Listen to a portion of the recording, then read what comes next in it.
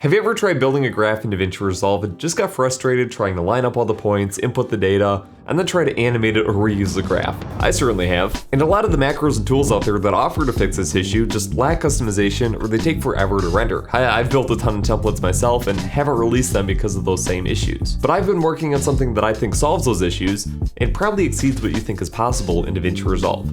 So let's talk about charts and graphs. This pack is a collection of 8 charts and graphs that are built on a fuse. So what this means is that you're going to get better performance compared to a normal macro, and you're going to be able to use it on both the edit page and the fusion page. Using those 8 different charts, I made 30 different design presets that you can just drag right down onto your timeline, and you can even make your own presets in just a few minutes. The goal with this pack was to provide as much customization as possible, so that way you can tweak the charts to your liking. But the most important part about these is the data, because that's what they're for. Each chart uses the same data system, so that way you have consistency across the board. And so with that, you can type in the values yourself, or in just a couple of seconds, you can import a CSV file to load in all of the data values and all of the data labels. That's where this tool really excels. Once you've imported the data into the tool, you have a ton of customization options to change how it's displayed.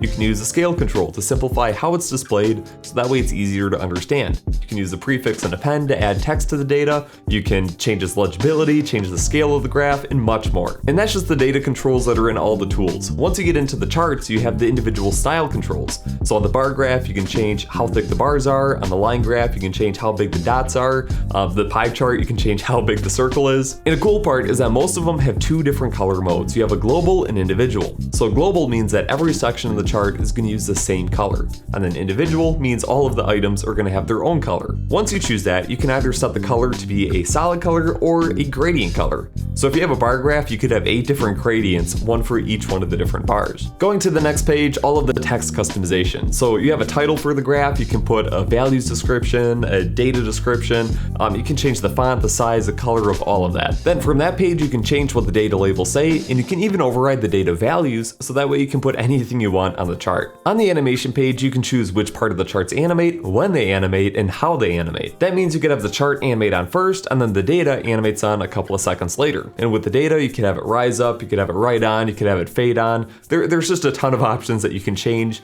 to again, tweak this exactly how you'd like. All of this is going to be controlled by the anim engine. So this means that you can do all of this animation customization, turn stuff on, off, change how long it takes, change when it starts, even customize the easing without using any keyframes. So this is all done on the edit page so far. I haven't even talked about the fusion page. So if you switch over to the fusion page, you can access all of these tools up in the top left in the effects library under WippTemplates, or you can just pull up the graphs using shift space if you know the name of it. And in the fusion page, you can get access to all of the extra tools. So what this means is that you can add in another node after your graph to add something else to the graph. So in the case of the line graph extra and the area graph extra, you can add these to the line graph, to the area graph, or to the bar chart. Those 2 nodes will then talk to each other, so that way the second line stays perfectly lined up and aligned with the graph, but it has its own animation, it has its own data, and you can give it a different color, so that way you can tell the 2 different lines apart. And the other one is probably my favorite. It's the graph legend. And what that does is it talks to one of the charts and graphs, it pulls in the colors, pulls in the data, pulls in the data labels, and it's going to just show that off to the side. And again, it's going to talk to the other one, so that way it stays anchored on the other side, it matches the style. And I really like using this on something like the pie chart, where it can get a little bit cramped to have all of that data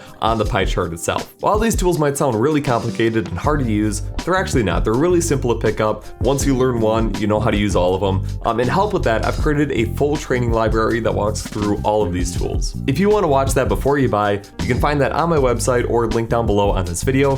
It's a great way to see what the tool is capable of before you actually make the purchase. Like with all of my products, Charts and Graphs gets free lifetime updates. So this means if I fix a bug or even add in a new chart, you're going to get a free update, so this pack is just going to keep getting better. If you have to display data in your videos, this is going to be the best tool for the job, and it's easily going to pay for itself with the amount of time it saves you compared to making these charts for yourself and having to input the data every time. And yeah, it's a mess. So let me know your thoughts in the comments down below. If you have any questions, just reach out on my website and I can get that answered for you.